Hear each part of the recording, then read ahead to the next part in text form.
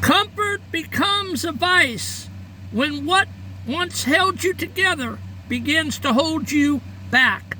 When what was comfortable in the short term makes you lose sight of what's best for you in the long term. Comfort becomes a vice when nurturing yourself is only reaching for the most soothing thing you can find without asking what is deregulating you in the first place. Good morning. Welcome in. I'm the Hermit Poet, and that was part of day 115 of the Pivot Year Devotion by Brianna Wiest. And welcome in. If you've been with us every day, you have perfect attendance. You've been with me 115 days, and for that, I am so happy. Little disclaimer, I cannot read the full devotion due to copyright infringement, so I take those thoughts and I turn them into a reframed poem. And here is the reframed poem for today. It's called The Velvet Cage. The wall you built to stay the flood is crumbling at the base. The mortar, mixed with sweat and blood, is now a hollow space.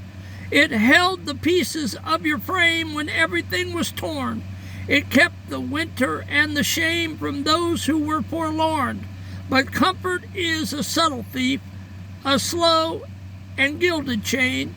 It offers you a brief relief, but leaves the deep-set stain.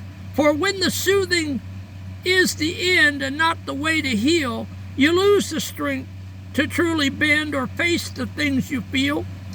It's reaching for the easy numbing, the familiar hollow gray, to keep the future from its coming and hold the truth at bay. It does not help you face the ghost or walk the jagged hill. It leaves you stranded on the coast and drains the inner will. For familiar walls can turn to bars, the only world you see, until you've traded all the stars for safety's misery. So we are talking about the expired shield. We often cling to survival mechanisms long after the threat has passed. Whether it is a habit, a mindset, or a specific way of isolating, we stay attached to what saved us in the past. And that is so very true. We will cling to the past, kicking and screaming before we move to the new. Comfort becomes a vice when the thing that once held you together starts to hold you back. To a 12-year-old, this is the hiding spot that feels safe but keeps you from growing up. To a 55-year-old plus student, this is the safe life that has actually become a stagnant one. Is your life stagnant? Are you bored? Do you feel like you're stuck in quicksand and the quagmire of the routine of the everyday, just a rat on the wheel, every day the same thing? Well, that's because you're stuck in the comfortable. You've lulled yourself into the comfortable, and that is not a good place for growth or for healing. Nurturing yourself is reaching for the most soothing thing without asking what is deregulating you in the first place. Talk between numbing a wound and cleaning it. Are you numbing your wounds? Are you numbing your trauma and abuse? Or are you cleaning it? I'm cleaning it. I'm into the Pivot Year Devotion, and I'm reading that, and I'm teaching it, and I'm coming to grips in 600 poems with my tragedy and my trauma and my abuse. I'm cleaning it with the antiseptic of life, you know. I am not numbing my wounds any longer. I used to, but I'm not any longer. If you reach for a distraction, be it food, scrolling, or a device, the moment you feel a twinge of trauma, you aren't healing, you are just hitting the snooze button on your soul. You have to ask, what is actually setting me off? So immediately when you have a moment of trauma, do you go for the food? Do you go for the internet? What do you go for? Do you go shopping? Do you drink alcohol? Do you go for the opioids? What do you go for? What are you numbing yourself with? That is hitting the snooze button on your soul, and you will go to the grave with 6 feet of dirt on your face, and you will not be healed up. And that's fine if that's what you want to do. But this is about healing here on this channel. It's about getting up out of the floor. It's about getting off the ledge. It's about laying down the opioids and the gun and the knife and the pills. And it's about getting up out of the floor and stop triggering and stop nursing and rehearsing your pain. To anyone that will listen to you, it's about moving on, like the Hermit Poet did last June. The prison of the familiar. Comfort becomes a vice when what's familiar becomes the only thing that feels possible. Is that true in your life? Is the familiar the only thing that you feel like you can achieve? Is that the only thing in your life that you feel comfortable with? The familiar? We get used to the broken parts of our lives because they are predictable. We stay in the familiar pain because we've forgotten how to walk in any other way. Are you stuck in a job that you know is dead end and you need to go fill out applications for a new job, but you're stuck? It's comfortable. You know you can do it on autopilot. Are you stuck in your home life with the husband and the wife and the kids? Do you just do the same routine day in and day out because it's comfortable? You know what you're doing. We stay in the familiar pain because we've forgotten how to walk in any other way. You have to admit that the thing that got you here isn't the thing that will get you to that retirement property in peace. And so I keep pushing, knowing that I have 10 more years before I can really lay it up, go to the house, and figure out what I want to do. I am trying to do something fantastic, which is a bird-brained idea, but I'm thinking about taking my Social Security and moving to Vietnam or Thailand when I'm 70. I have no one over there, and it would be the adventure of a lifetime, and I would live like a king over there, because I definitely am struggling here in the United States. But it's up in the air, but that would be a very big bite off and a big chew right there if I do that. And I may. I've done some harebrained things in my life.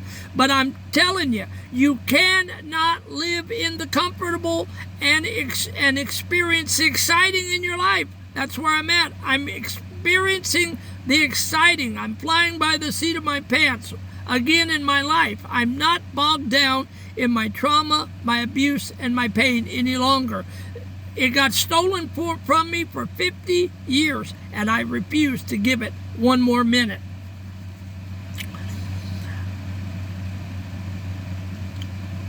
Comfort becomes a vice when it does not help you face your fears, but run from them forever. Are you running from your fears? Are you self-medicating? Are you drinking? What are you doing to alleviate your pain?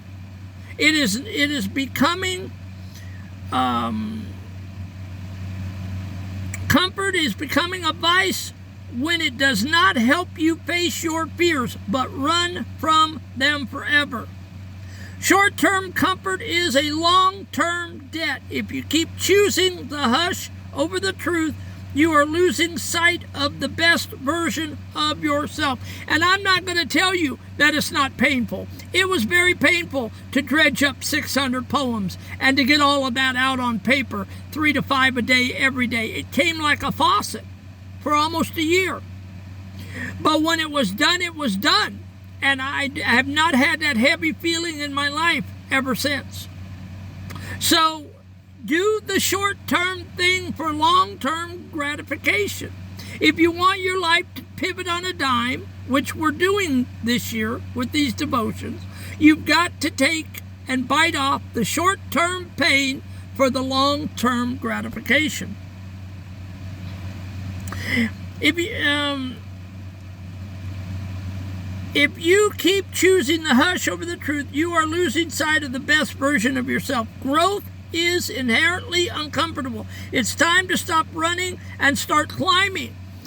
If I can climb at 60 years of age, and I've got the next 10 years, 20 years maybe, I'm a heart patient with AFib and congestive. I'm 18 years past my due date, praise God.